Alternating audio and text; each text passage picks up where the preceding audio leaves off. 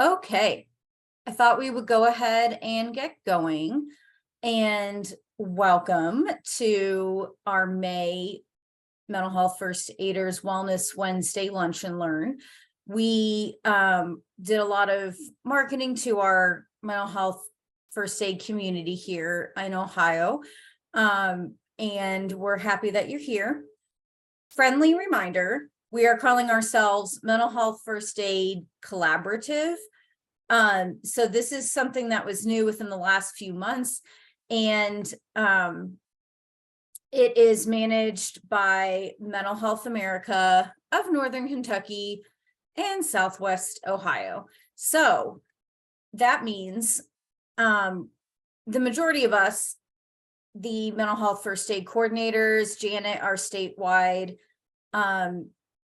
person, and our 120 something contracted instructors all make up the Mental Health First Aid Collaborative. And then those of us that are directly employed by MHA of Northern Kentucky and Southwest Ohio, we are the ones that are assisting all of the trainings going forward. So that's super exciting. And also I wanted to couple housekeeping things. So Michelle Rolfe, one of our coordinators, is going to be assisting me with kind of monitoring the chat. So if you have questions, we do have designated question and answer times after the two topics, but definitely put it in the chat in the meantime as it comes to you. And then Michelle, let me know what those questions are. And I did go ahead and start the recording, so it should be something that you all saw there, and it will be available on the M. Hankey SWO YouTube page. But we'll get into that a little bit. So today's topic, effective interventions for microaggressions, and we're very excited to have Janice Wright be our presenter, and it just fits very well into May being Mental Health Month. You know, we really don't often realize how a small comment could be something that is affecting somebody's perception of the workplace culture. How tolerant and accepting is this person that may have said these comments? How can we really help going forward to have a really positive workplace culture, to make sure that we're doing our best to be inclusive? Are there unconscious biases that we have? There's a really great resource for that. So moving forward, here's our agenda for today. So we're just going to take a little bit of time to go over some really exciting news. And then we'll do our feature presentation for about 20-ish minutes. We'll have time for questions and answers with Janice. And then the last little bit may not take a whole 21 minutes. I highly doubt it. So we'll probably get done a little early, just depending on how many questions there are. And we're going to talk about the anonymous short screening that Mental Health America has all the time, not just in May. And it's an online mental health test that you can do for yourself on behalf of someone else to see if you've got something to potentially be concerned about, and it provides resources at the end. It's really great.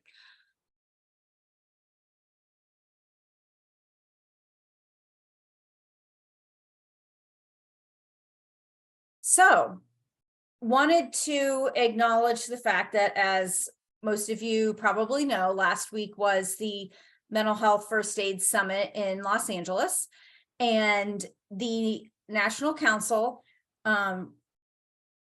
honored us as the Mental Health First Aid Collaborative, and many of our colleagues that work within the collaborative during this summit. It was really incredible. I feel like Ohio massively represented. So this will be in the upcoming newsletter, but I wanted you all to know first. Organization of the Year. Mental Health America of Northern Kentucky and Southwest Ohio. Hooray! We were lucky enough to be chosen nationally as the most effective organization, and implemented creative solutions to expand mental health first aid within their organization and externally. So we looked, back to when we first really started going with this 2.5 years ago.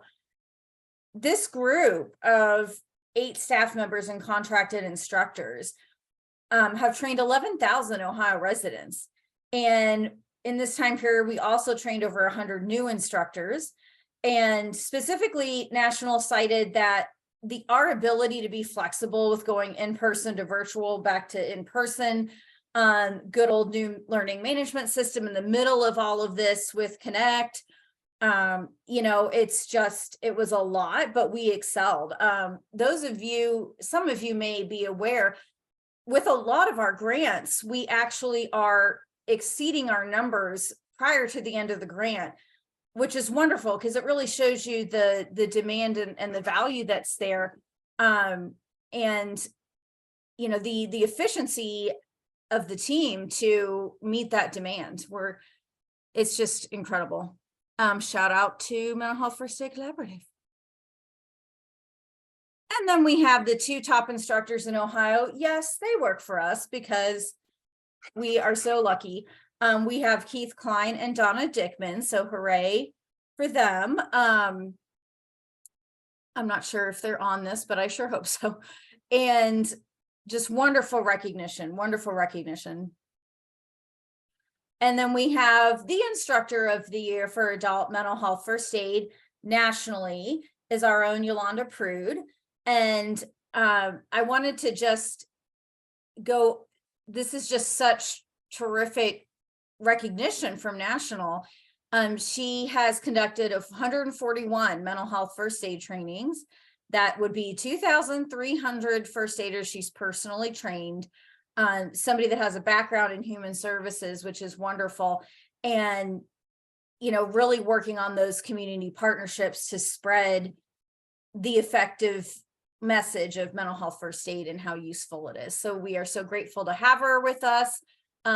If you're in our little Ohio Mental Health First Aiders Facebook group, she recently published a book. So she really just has it all going on, and we're so lucky to have her. Here's a fun picture from the summit here. And we have Tyria Bird, and then Yolanda sitting in the front with her award. Kathy Oberlin, who does all of the youth mental health first aid trainings. And then we have Keith Klein in the back next to her. Then we have Liz Atwell, who's the executive director of MHA of Northern Kentucky and Southwest Ohio, receiving our award.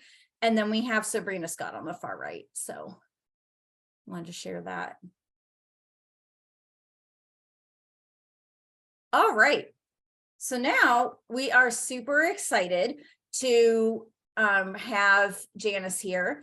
So she is an adult mental health first aid instructor, and she's also has her master's in speech pathology. And I had to look up CCC SLP, Certificate of Clinical Competence in Speech Language Pathology. She is an assistant clinical professor at OU and is also the director of the education for the SLP graduate students. So really just a wonderful resource that we have in her. And then we have some fun facts. 3 grandsons, grandcats, and granddogs. And on the weekends, roadie for the drug-free dances. So that just sounds like a lot of fun. So thanks so much, Janice, for being here with us. I'm going to make you the host so you can share your screen. So give me 1 second, please. Okay. And it's actually now 4 grand dogs, I believe. Oh, we got another one. And being a roadie just means that I get to say, no, we're not playing that song. So I've heard the electric slide one too many times tonight. No, this is more like songs that have some interesting lyrics to them, and I have to say, no, we're not. That's not the song we're playing. That's my job, or my job is to look them up. So, which has Right. been an interesting thing to do.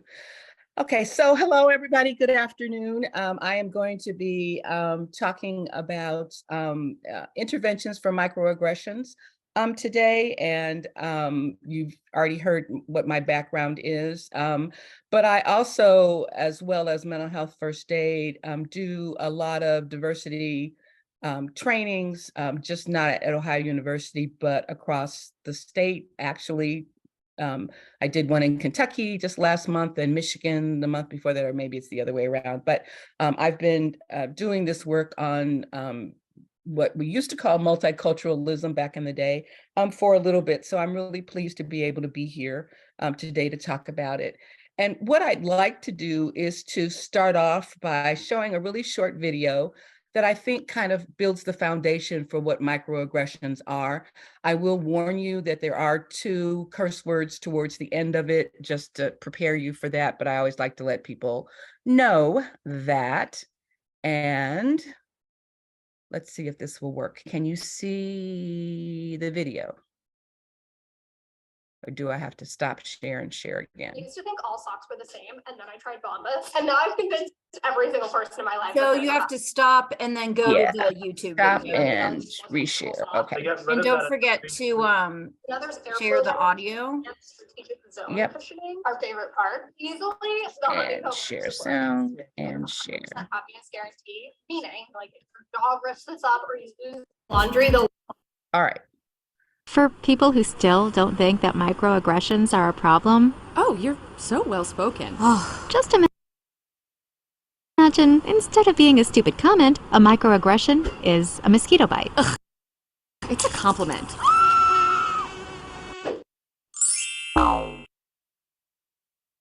Mosquito bites and their itch are one of nature's most annoying features. But if you're only bitten every once in a while, No, where are you really from? Cleveland? sure, it's annoying, but it's not that big a deal. The problem is that some people get bitten by mosquitoes a lot more than other people. I mean, a lot more. Whether it's on a date, Oh, your English is so good. Excuse me? going grocery shopping, You know, everything happens for a reason. I'm just buying apples. commuting to work, So when are you gonna have a baby? watching TV, We have to keep the Redskins name. It's part of our culture and history. or just walking down the street with your partner. I couldn't even tell you were gay. Mosquitoes seem to pop up everywhere. Do you know John? Give me shopping advice. Bad.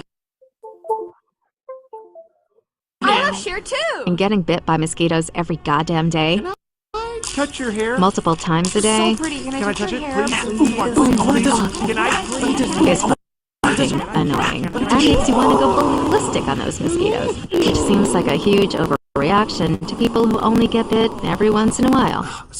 Just a mosquito bite. Who cares? Just another angry black woman. Of course, beyond just being annoying, some mosquitoes carry truly threatening diseases that can mess up your life for years. Astrophysics? Maybe you should try this challenging major. Ow! My dreams. And other mosquitoes carry strains that can even kill you. He looked like he was up to trouble, okay? I felt threatened. So next time you think someone's overreacting, just remember, some people experience mosquito bites all the time. You're all so exotic. Wow. And by mosquito bites, we mean microaggressions. Okay. So what we're talking about there is just the idea that if we The most disrespected use, in America is the black woman. oops, sorry. The most unprotected person in America is the black woman. It The is, most neglected person in America is the black woman. They were just like, let's put the big white girl out there. If I were a different race and a different gender, would you be treating her Sorry. the same way? This Immediately, is they coming wanna up. disrespect you. it's not stopping. Okay, so let me share my screen with the PowerPoint again. Okay.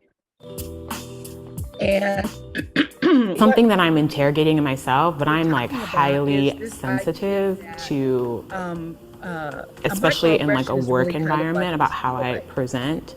And And I only when present we take a certain look at mosquito things bites, about again, they myself don't with certain happen often, people. but they happen Janice, enough. I don't know if it's just me, but I think your I YouTube is think still there's playing. something coming on. Oh, sorry, this always happens to me. All right, let me stop. And I apologize. There were moments where But people were not this taking me seriously or thinking that I was happens subpar. quite a bit. Okay. Whenever this happens, it's like all the time it's my computer usually. So anyway, the term microaggressions, as I go back to our screen, the term microaggressions was developed in the 1970s, and it was developed by a professor at Harvard who was trying to coin a term that would address the issues of comments that were being made that people would say, well, I don't really mean it, or I really want to find more information about it. And that term has since been expanded. And what it is talking about with that expansion is this idea that people are making comments. Usually, I want to believe that those comments are not ones that are intentional, but they still hurt. And when we talk about trauma, and we talk a lot about trauma-informed care in mental health, it is trauma. And if you are an individual where you have been experiencing this, you are actually experiencing trauma. And so it's really important for us to remember those things and also to try to figure out what we're going to do about it. When we take a look at microaggressions, it's not letting me come out of that. When we take a look at those at microaggressions and what those microaggressions might mean to people, what we're really talking about is this idea of you have an important role in making sure that you can stop those microaggressions from happening. And then if you don't stop those microaggressions from happening, then I had a worker who told me, a colleague who told me a while ago that, if you're not part of the solution, you're part of the problem. And so we don't want to be part of that problem. And what we want to do is to be able to talk about microaggressions and to figure out a way that we can eliminate them from our vocabulary, from our everyday work. So micro, although they use micro as the term, it really is not. I mean, it does mean small, but it really is an act of discrimination. Kendi, in his book, How to Be an Anti-Racist, calls it racial abuse. Jana, in her article about microaggressions, says that they're really subtle acts of exclusion. So when you're using those terms, you're really excluding people. And Tushana also talks about exclusionary behavior, that when people are doing these microaggressions, it really is exclusionary behavior. In the Gordon training, they talk about levels of competency, and we always talk about cultural competency. I talk about it in terms of more cultural humility. But I think this is a really good explanation of talking about people who say terms and it's unconscious incompetence. In other words, I said something and I really didn't realize that it was not the right thing to say, or it might have hurt someone, but I'm going to learn from that. And if somebody, informs me, even if it's not the person who I said this to, then hopefully I'm going to learn from that.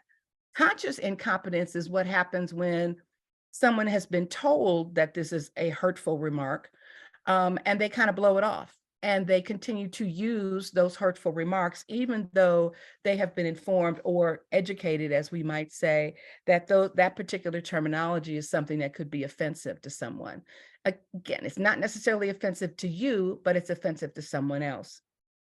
When we take a look at why these things might happen, research talks about the fact that when we're talking about biases and we're talking about using those microaggressions, It really is a phobia of that person. There is a fear of something, and that fear is based in a prejudice or a bias. So it's a judgment made without accurate knowledge. And that bias, even if it's whether it's rational or not for that person, it is a concept of expressing discomfort. So what our research talks about is the fact that when someone makes those microaggressions, micro insults, micro assaults, that it may be because they are expressing discomfort with interacting with that person. Modern ISM behaviors, when we take a look at what's happening in our world now, it really involves disabling help. So when someone says in a meeting with like HR or in a meeting, with other people, that remark was hurtful, oftentimes what happens is they're kind of shut aside, or someone says, well, that's not what they really meant, or that's just, that's just a comment, it really shouldn't hurt you. And in other words, what they're doing is disowning responsibility. Well, yeah, but it's not my responsibility that somebody said that. They're also denying that this person might have some cultural differences. Culture to me is more than race and ethnicity, but those cultural differences have been pointed out in a negative way. And that when this person is using those remarks, then they're really denying that significant of difference. There was just a recent article in the New York Times about a woman who was fired from her job because she was wearing locks. Now, there is a Crown Act. It is an act that disallows someone for being fired from their job because of the way that they wear their hair. It's only been enacted in 14 states. But my surprise is, why do we even have to have a law that says you can't discriminate against somebody because of the way that they wear their hair? So to me, that's, again, that denial of cultural differences. It's denying the significance of those differences, that we all don't need to look alike, that we can have this uniqueness that might be cultural. And when people make remarks about how somebody wears their hair, or a comment that I got the other day was, is that your real hair? And okay, I'm not sure what that means, but why would you make that kind of a comment? I wouldn't make that to anybody else. So microaggressions are that interplay between a perpetrator and the recipients. They can exist in terms of microaggressions, so someone really being violently, using words in a violent method. It could be an insult, where they are insulting what they're wearing or how they act. It could be an assault. In other words, they're really taking a look and assaulting this person for their behaviors. And it could be a micro-invalidation. In other words, oh, what you're saying is not really true. In my case, back in the 70s, when I was in school, I had a professor who said to me, well, you couldn't be in advanced placement English class, because you're Black. And I'm going, well, yeah, I'm Black, but why can't I be here? In other words, that was that invalidation. Because of my skin color, I couldn't possibly be in an advanced English class. And so, although these things have been happening for a really long time, most recently, I know we had a student who had not identified as being LGBTQIA, but his mannerisms were brought to the attention of another supervisor who told him, well, if you would just tone down your mannerisms, then maybe the parents would accept you more. Well, that's an insult. And so, and she didn't think anything of it. She said, well, I'm, just telling him how he can get along better in the workplace. Well, that is an insult. And it's something that oftentimes people who have privilege use without understanding how hurtful that could be. Privilege is usually characterized as invisible to people who have it. Privilege is usually unearned. And what that means is that you might have privilege in a certain time or at a certain place, and you don't recognize that. And when people are using that privilege to use microaggressions, then oftentimes they don't, they may or may not understand that it's that privilege that's allowing them to do that. Again, unconscious incompetence versus conscious incompetence. So when we talk about privilege and we talk about microaggressions, what we want to move forward to in terms of how we can intervene is to take a look at who is perpetrating those microaggressions and to reverse those. What can we do to stand up to someone who is using those microaggressions? We don't want to dismiss it or reduce it. We don't want to say it doesn't happen, because it does. You may not hear about it, but it does happen on a day-to-day basis. If you talk to someone and ask them, have you ever had a microaggression directed towards you? 9 times out of 10, they'll say yes, especially if it's in a group that is underrepresented, especially if it's a group that in a particular situation, they don't have that privilege. And that what needs to happen is that those people who are in that position of power or are in that position of privilege have an ongoing awareness of that privilege dynamic.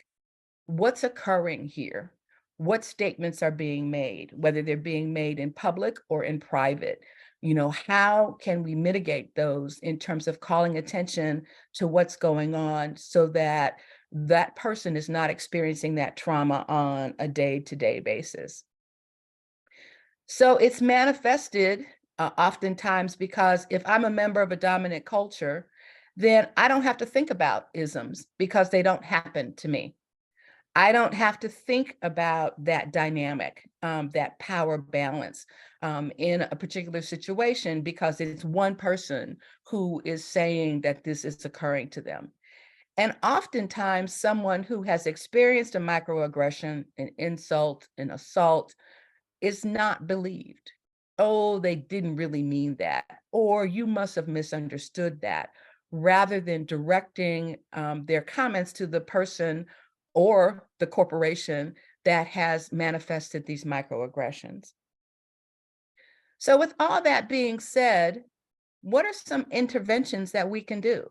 What are some things that we need to think about when we are taking that action to prevent those microaggressions from occurring over and over again?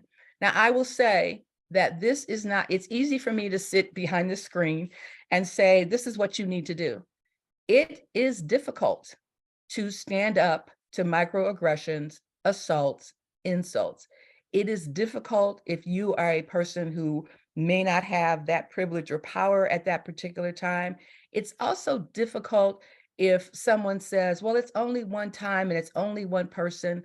But if we really want to deal with these things and prevent them from happening, then we all have to take a stand and say, this is what it is that we are going to do. So this information that I'm going to present about micro interventions is from a book called Culturally Responsive Practices by Heider and Celeste Provence. And I have this listed in my references that it's specifically geared towards communication sciences and disorders, but it really takes a look at across the board in terms of what we can do for microaggressions. So the first thing we need to do is to change our stance. We need to stop thinking about this as something that only happens every now and then and only happens to, one person or another. That when someone comes to us and says that this is happening to them, we need to invite them into a conversation with us. We need to help us figure out what's, happening. And for the person who has committed that microaggression or micro insult or assault, we need to have that person understand it from the other person's point of view. Just like we talk in mental health first aid about, viewing it from another person's perspective, we want to take a look at intervening with microaggressions the same way. If you are aware that this is happening, then you can change your stance in terms of saying, well, it was just one time, and really having that dialogue and that conversation. It really is a conversation about feelings. It is, someone having some very strong feelings about statements that were made. And when we take a look at that message, what we want to turn this into rather than a battle is a learning conversation, and to think about addressing the feelings that someone is having without judgments and without attributions. This person has expressed a concern about a statement that was made, and they are feeling traumatized, they are feeling attacked, they are feeling hurt. And so we have to acknowledge those feelings before we can move into problem solving what's happening and how it's happening. And if we don't acknowledge those feelings, then we're really dismissing that person and saying, well, you shouldn't feel that way. It's kind of like the statements that we make about, how you can validate someone or how you can support someone. And, one of the statements on the slides is, you'll feel better tomorrow. Well, this is that same thing. Well, you'll get over it. No, a person won't. And that when microassaults happen over a period of time, then that develops their particular view of situations and of people. And we want to change that. So how can you do that? Well, one way is called a microaffirmation. And this is not just for a person, but it's also for an organization. You validate and affirm the victim. Someone says this has happened to them, and you validate them. You talk to them. You support them in terms of saying, I'm sorry that this happened to you. That might be a remark. Or for me, I don't want to hear sorry. I want to hear, what are you going to do about it? But you can say, this is unacceptable, and let's work out how we can get to the bottom of this. That is that micro affirmation, in saying that I hear you, I understand. Well, I hear you, and we're going to move towards doing something about that. You can also take a look at microprotection. What is happening in that organization or you as an individual to protect that person from these things happening ever again? And that involves that critical consciousness and promoting ethnic and cultural pride. Take a look at the pictures in your office. Take a look at the PowerPoint slides that you produce. Take a look at the examples that you use. Do they have a variety of references to people other than yourself? And are those things a positive versus a negative? And that because we are dealing with individuals, with people who have those isms that are already in mind, can we use our power to protect those people, again, by expanding our cultural competence and promoting that ethnic and cultural pride? For example, oftentimes in organizations, they might celebrate holidays other than Christmas, hopefully, in expanding that cultural pride. But there are holidays that happen throughout the year that maybe we don't recognize and that we ought to. Ramadan just concluded, I think it was last week, I believe. And so, did we allow for people to have the ability to fast during the day and not to focus on them needing to be present because it might be their hour of prayer? What are the things that we are doing to develop that consciousness so that it's not a drastic difference, but something that's incorporated as a part of what it is that we do? Another way is to challenge. And it is that direct challenge that's going to neutralize that behavior. We want to be direct. That statement that you made is unacceptable. We want to challenge and confront it. We will not tolerate that kind of statement being made in this organization, in my presence. I'm going to advocate for the victim if they allow me to, right? Remember, personal information, but I'm going to advocate it in a way that says we are not pointing out these differences so that anyone can feel hurt. And that the last line in Haider and Salas Provence's information says, engage in civil disobedience. Now, I know Yvonne Haider personally, and I said, okay, what does that mean? And I said, you mean we want to go out and picket? And she said, no, civil disobedience on a personal level means that you just don't tolerate it. And that if you're looking at an organization, civil disobedience means that you send that email as high as you can send it to state that this is what's happening here, and that you as an ally are not going to stand by and allow this to happen.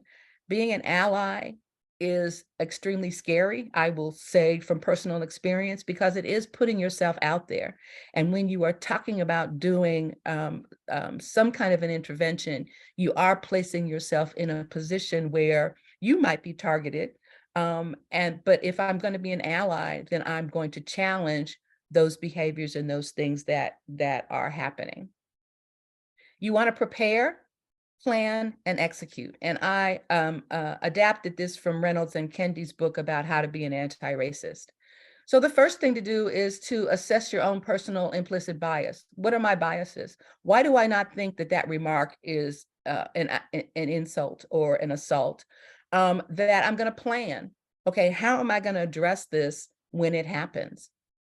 How can I demonstrate my support? You know, is it through things that I have in my office? Is it through the things that I say? And then you want to execute that plan. I'm going to talk to other people about why this might be considered an assault if I don't know.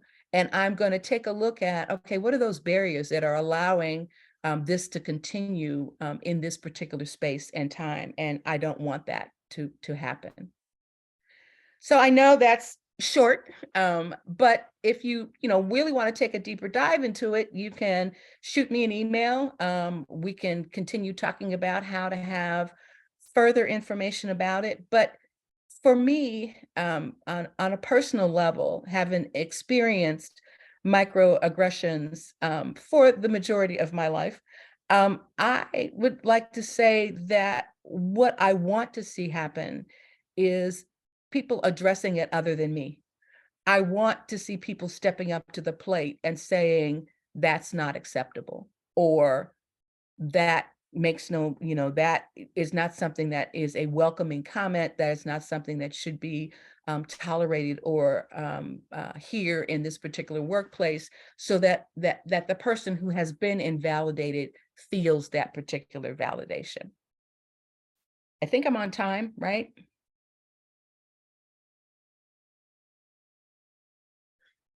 So here are my references, and you will receive that information as well. There are some that I think that Reynolds and Kendi's book about racism is an excellent resource, and one that I would highly recommend for people to take a look at. Okay. Does anyone have any questions for Miss Janice?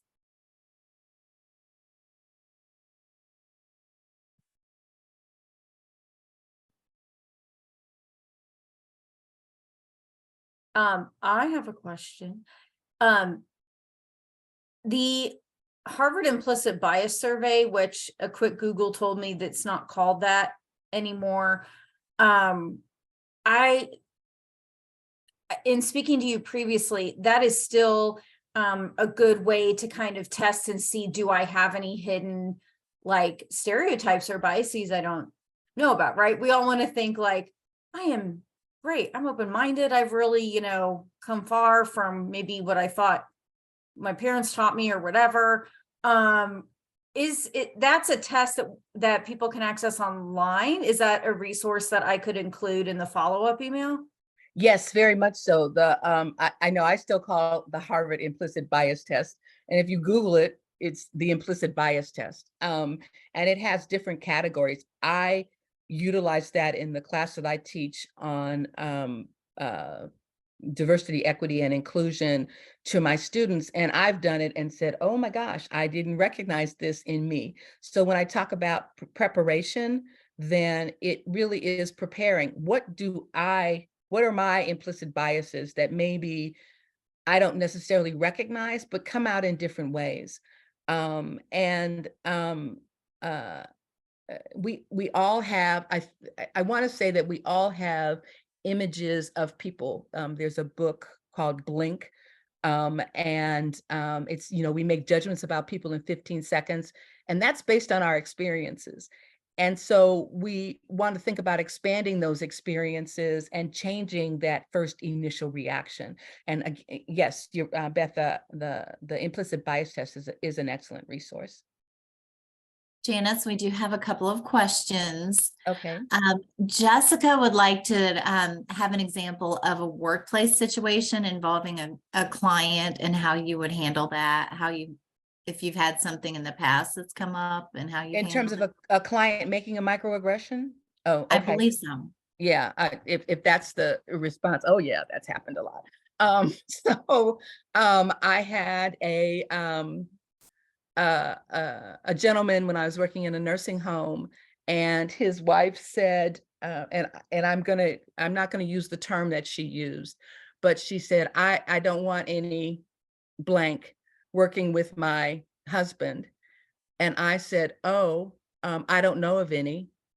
And so, but if you mean you don't want an African-American working with your husband, he is required to have speech therapy, and I am the only speech therapist here.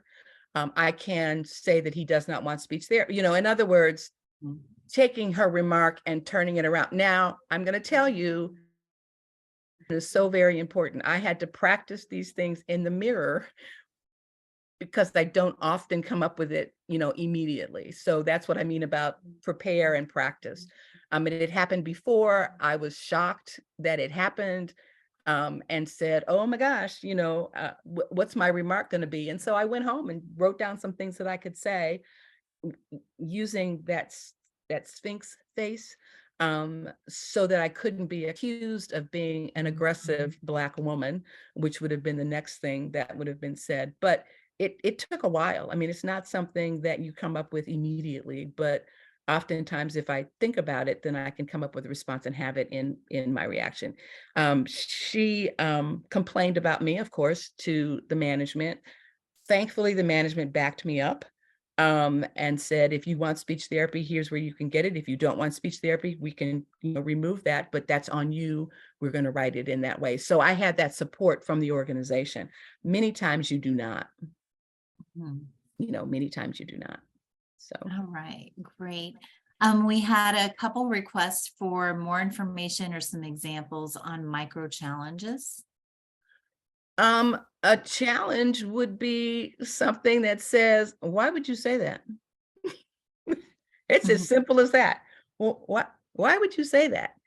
Or do you want someone touching your hair? That's the big one for many Black women. It's like, can I touch your hair? Well, would you want somebody touching your hair? Kind of thing. So that challenge, again, is just simply to say, I don't understand why you're saying that. Using that, not again, using that face that just kind of indicates, I don't know what it is that you're doing. So. All right, perfect. So just a couple of comments. Laura says this program is outstanding. Patricia is, she also uses it in her cultural humility classes. This was an amazing webinar, Janice. You explained microaggressions so clearly. Here's a question for you. I know vocabulary is very important in how you communicate with individuals or groups. Do you know of any good resources for learning and practicing unbiased universal vocabulary? Oh, that's a really good question. In terms of identifying individuals, I guess that would be a question back to the question, or in terms of changes in terminology that has been used. So I guess I'm not quite sure what the question is. I know for me, in working with individuals, I ask the question, how would you like to be addressed? I know we often talk about, personal pronoun use or et cetera, et cetera. Again, I'm going to ask that person that question. If I need to know, then, I will ask that question. If it is in terms of, I guess I'm trying to figure out why else would I what else would I need to think about? I don't know. I have to think about that. That's a really good question. So I'll have to think about what else an answer could be. Lori has her hand up. I don't know, Lori, did you? Or is it just up? Oh, I had my hand up earlier because people were asking about the implicit bias test. Oh, okay. I would highly recommend, if you haven't done one, to do at least two. Yeah. To do the one you're most curious about, but then do the one you're most sure about. Because when you do that, it stings a little when you get your results and you're like, Yeah. you don't know me, Harvard. But Yeah. then you do another one and you're like, oh, Harvard, you do know me. So for example, I did the one on race. And then I also did the one on gender, because I am all about, yes, women have a right to be in the workplace and we are every bit as effective leaders. But when I did the gender one, it came back that my mind is implicitly biased toward women are nurturers and men are workers. Because it's not about what value you hold, it's about what you have been socialized to just automatically believe. So it's a really incredible tool if you're willing to live with the discomfort and think through the difference between just that quick thinking that our heads do versus living our values.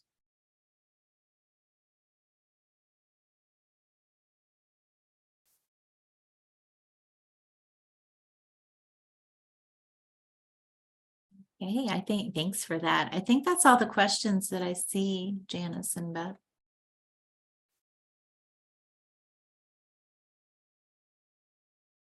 Yeah, thanks so much for your help, Michelle, with that. And definitely there will be a follow-up email with my presentation, Janice's presentation, the link for the Harvard implicit bias test.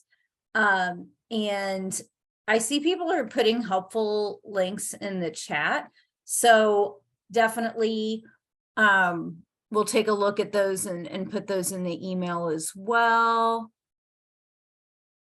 Harvard implicit bias test posted here in the chat. So Oh, somebody's on it already. Jessica's already put it on there. Okay, that's awesome. Thanks. All right. So I can't quite see everybody. Okay, here's Janice. Okay. All right. So let me get to sharing my screen A bird set again. on my wire. That happens often. So I'm back. Thanks, everybody, for the opportunity. Well, thank you so much. We really appreciate it. And you've given us a lot of really good information and lots to practice. I think I am back to being the host. So I'm going to share my screen to get back to the presentation. And Janice, I'm not sure if you are following the comments, but you have just a lot of people saying thank you, and they learned a lot and they really appreciated you speaking to this. So thanks. Thank you.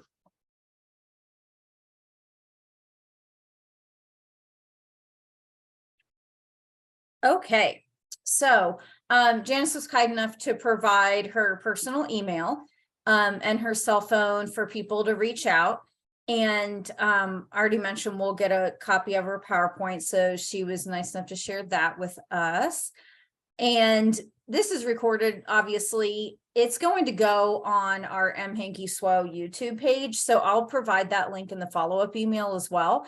But that's a great place to send people that may not have had time to attend. And we'll next be talking about the mental health test, and I'll send the link to that as well.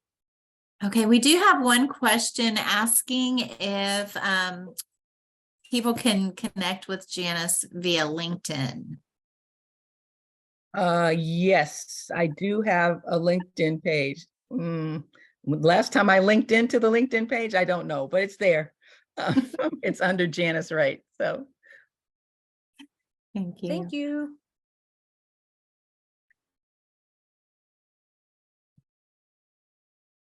Okay, I wanted to take a minute since it's Mental Health Month and talk about this really great resource that Mental Health America National puts out. These are short screenings that you can do for yourself, someone else, website, cell phone, anonymous, provides resources at the end. And I can't say enough good things about it. It is something that we've had on our website for a while. I will go to this website, but if you go to our lovely, it's literally MHANKYSWOH.org. Sorry. Anyway, it's in the bottom right of our homepage. And that links you to the national site. So let me take a second to pull that up here.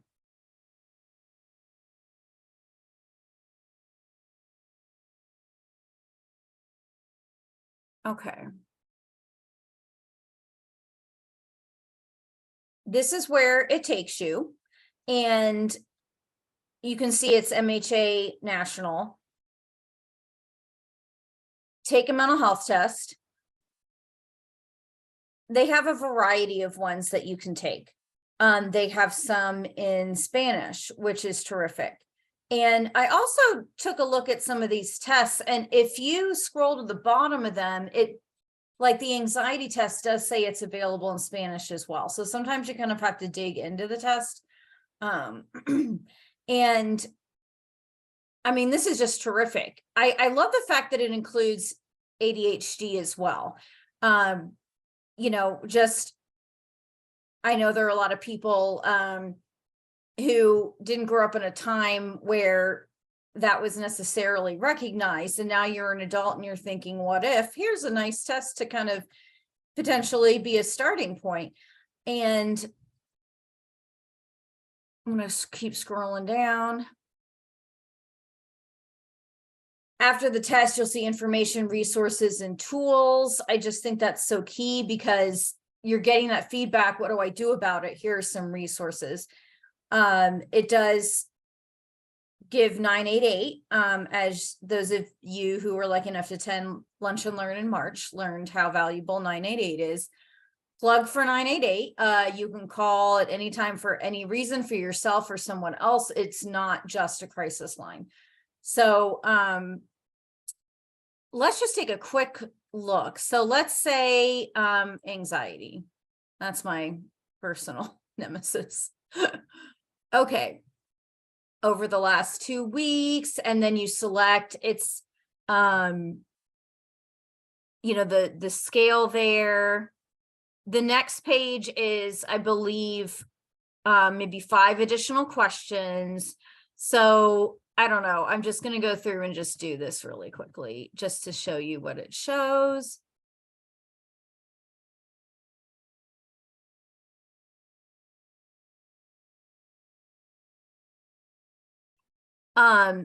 For myself or for someone else. And this is all anonymous. Age range, gender, income, whatever. Have you received treatment support? What are the main things contributing to your mental health problems right now? That kind of guides the resources. And then it gets you to the results. I don't think we quite have time for me to show an example, but I highly recommend just giving it a shot yourself just to see what is provided to people you may refer to this to. The anxiety test is also available in Spanish. So, you know, sometimes you have to get in the test to see the Spanish one.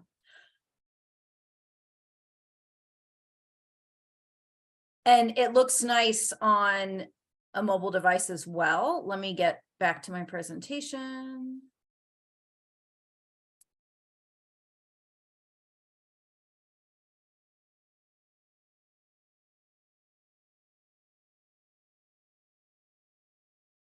So nationally, 15,706 people took MHA's anonymous screening.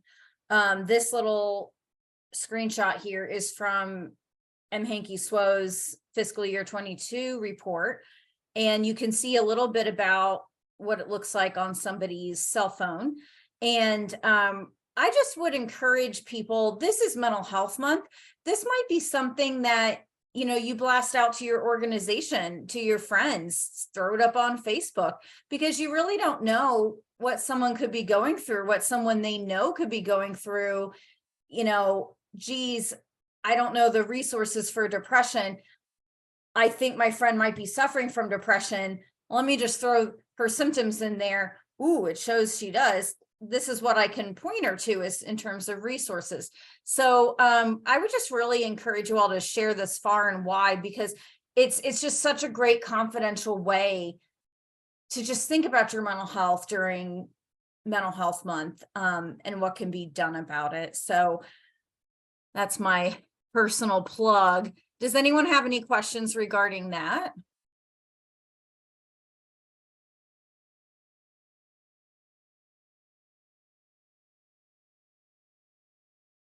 Throw them in the chat if you think of them later. I'm not seeing any. I did post the link to the screenings in the chat. Oh, thank you. That's great. Oh, what just happened? Oh, there we go.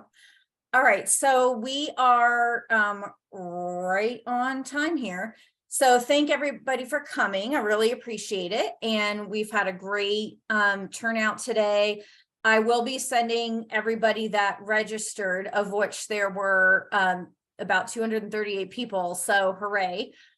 They're going to get the follow-up email with the link to the YouTube recording, both of our presentations, and save the date. We are doing these lunch and learns every 2 months. Usually we're aiming for the first Wednesday of the month, which would be July 5th. I just have to confirm that with the team, but that's most likely what we'll end up doing. Again, it'll be from 12 to 1. Fun fact, it is Black, Indigenous, People of Color Mental Health Month. And this is my information at the bottom. FYI, if you've ever gotten an email from me, sorry, it says Amelia Lewis. That's my first name, but it is me. And that's also my office number, but it's Zoom. It's pretty cool. It comes to my cell phone, so you can also text on that as well. And any last questions before we all go?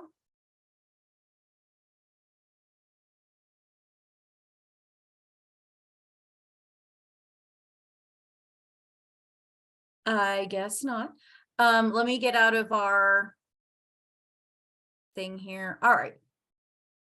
Perfect. So thank you all for coming, and I'll just give it a couple minutes and then I'll stop the recording here since we're pretty much done. But thank you all so much for coming. Someone did ask about getting certificates for attending. We don't normally do that, but if there's a special situation that you need one, just let us know. Yeah. You can just, I mean, you'll get my email anyway, but you can just email me if you have that situation. I stuck my email in the chat to help since I turned off my PowerPoint presentation.